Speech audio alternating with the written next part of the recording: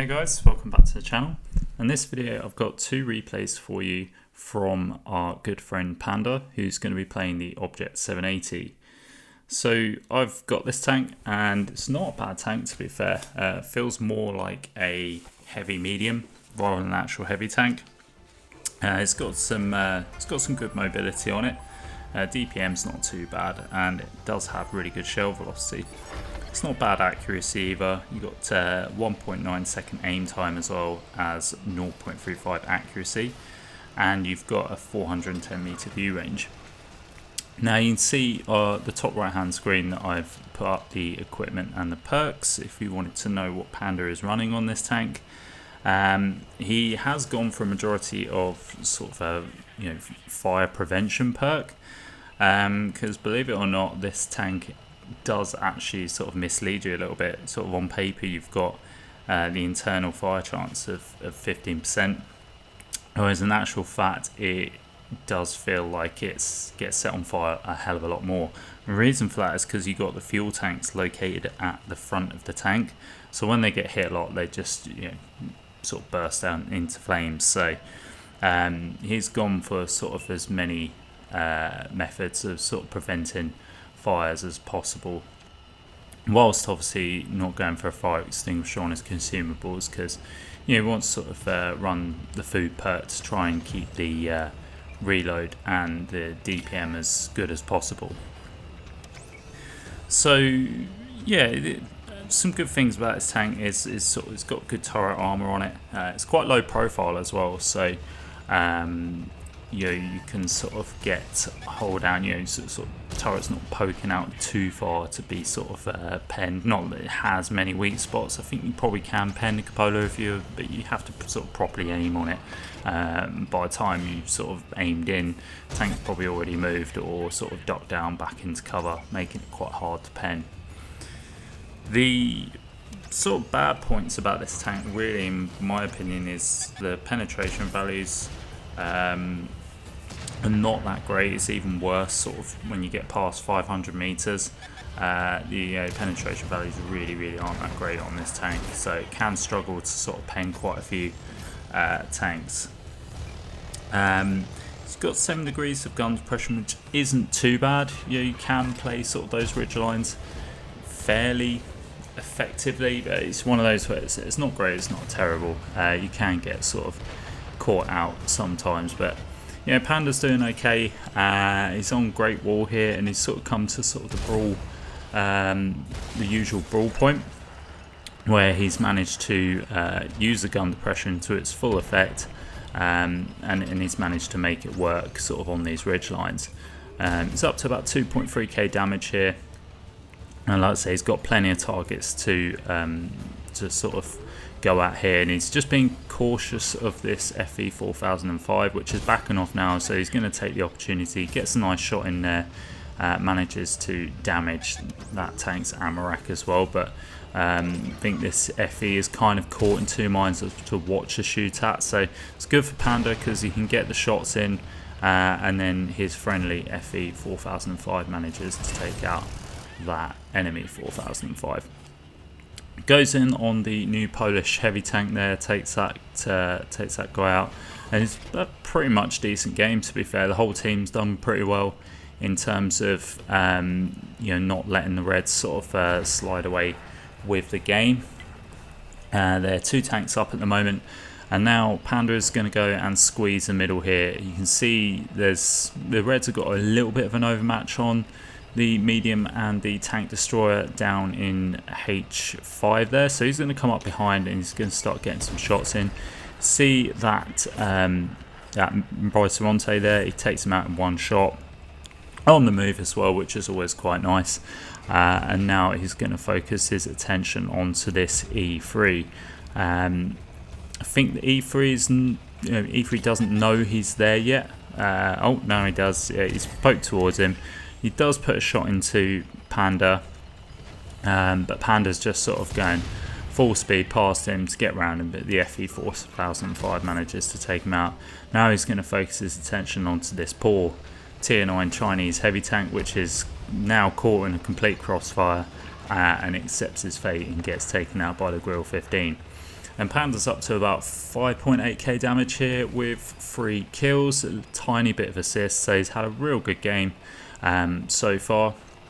But there's 4 tanks left, there's 6 on his own team, so there's still some damage to be had here. So he's going to move into the base, that's where sort of the remaining red tanks are, and he's got this, I think it's E75 in front of him, and this tank destroyer as well. The Death Star's taking the shot, and he's going to get the shot in. Just tracks him, unfortunately, but that means that Death Star has sort of burnt his repair kit, so if he does get another shot into him, he'll track him in place, being able to pick up some assist potentially. Gets a shot into that other tank, that IS-3-2 there, sorry, picking up his 4th kill of the game. The Death Star gets taken out there, and now we're going to move into the 2 remaining enemy tanks, which are a heavy tank and a tank destroyer left, and hopefully he can sort of pick up a little bit more damage before he finishes the game. Let's say this tank does have good mobility, so he's managed to sort of keep ahead of the pack there, and he'll be able to sort of be the first to get in position. Manages to get a shot into that VZ55 there, but he's got to be careful. He's got the T95 on the right, doesn't really want to take a hit. He can sacrifice some hit points, but he does get a shot into the VZ55. Now he's going to turn his attention to the T95 and hope that his team can finish off the VZ55. Looks like they've done that. The FE 4005 has finished that guy off. Now he's going to try and see if he can get another shot into Cupola. The T95 unfortunately just does a critical hit, and yeah, the T95 gets finished off by friendly Cobra. And that brings a win to the first replay there. And you see he's had a brilliant game, just shy of 8k damage with 4 kills, 724 assists, picking up the ace tanker there, and the high caliber medal. He had already 3 marked the tank, so might well be going for the gold marks. I'm not sure, but yeah, looks like that's the case. But anyway, we are going to move into the second replay now, and we're on Heilbronn, and again Panda's going to go on to have another very good game, and yeah, we'll see how it pans out. No, it's not bad matchmaking for him. There's majority of tier 8s and 10s with a couple of 9s thrown in for good measure. He has got 2 artillery in this game, so there's one thing to sort of bear in mind. You don't want to get caught out where you're going to sort of keep getting shot at by artillery. Now he's going to go down to the 8-9 line. Usually this is sort of quite a hot spot for brawls for the enemy team to sort of come up this side as well. So he's hoping he'd sort of get to a position where, potentially get some spots that tank destroyers sort of sitting at the back. You can play kind of hold down here. Going to try and get a shot into that T100, which he does. Tracks him in place. T100 does burn his repair kit to fix his track and gets away. Hopefully he'll get sort of retracked and taken out. Gets a shot into that FE 4005 and does well to dodge the shell in return. He's keeping his eye on the light tanks that are just sort of driving around like madmen here, just in case any of them sort of come into his gun range there. Does avoid a shot from artillery as well, which is nice. Snaps a shot on the Bulldog here and just goes ramming into him. He's going to sort of just use his turret armour to his effect, bounces the shot, and then takes out the Holland Hun there for his first kill of the game, bringing him just shy of 2k damage.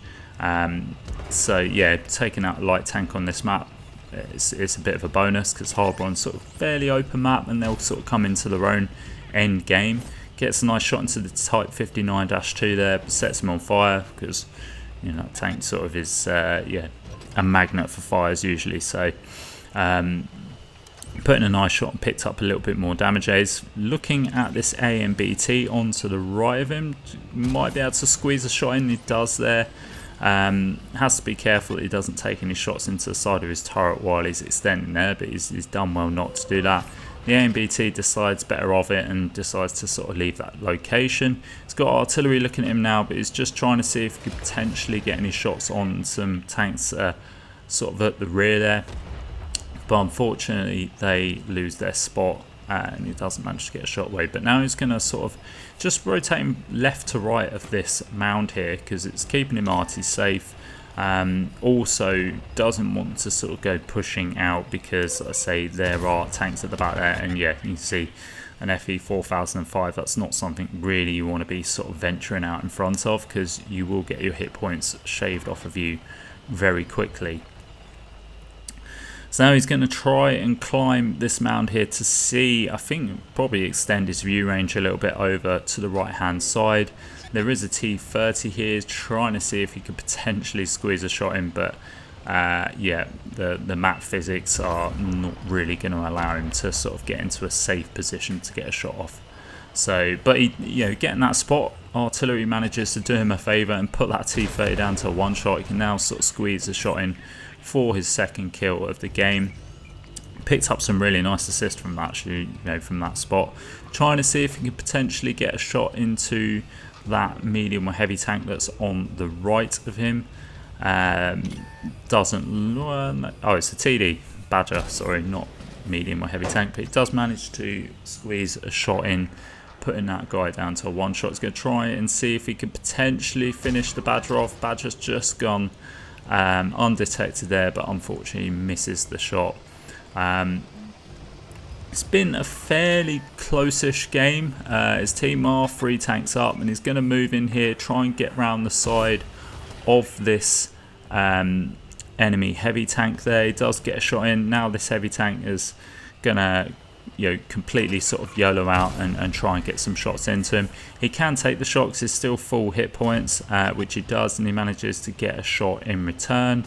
Now he's just using this dead wreck to evade that chieftain shot, and he does, but he's got the Badger to the right hand side of him now. He needs to take out this Badger because Badger has very good DPM and would sort of shred him quite quickly, but luckily he bounces the shot off the Badger and manages to take him out for his 4th kill. He's going to go around, see if he can get some shots in the E3. Now he does the right thing here by switching to HE, because you can sort of penetrate the rear of the E3 quite comfortably.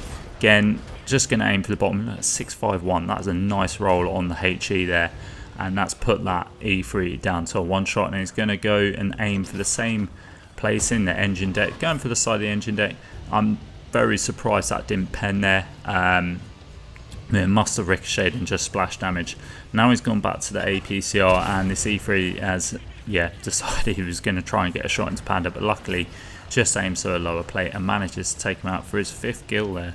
And he's up to 7.3k damage, so he's had a very, very nice game. He's got some nice assists as well for the Object 780. And say the view range isn't too bad actually at 410 meters base, so it's pretty nice for a heavy tank, especially for a Russian heavy tank. Usually they're not known for their very good view range, in fact more the opposite. So yeah, he's picked up some nice assists here. There's only 2 tanks left. There's a heavy tank and a tank destroyer, and I think he's going to go after this tank destroyer, try and finish him off for the Top Gun.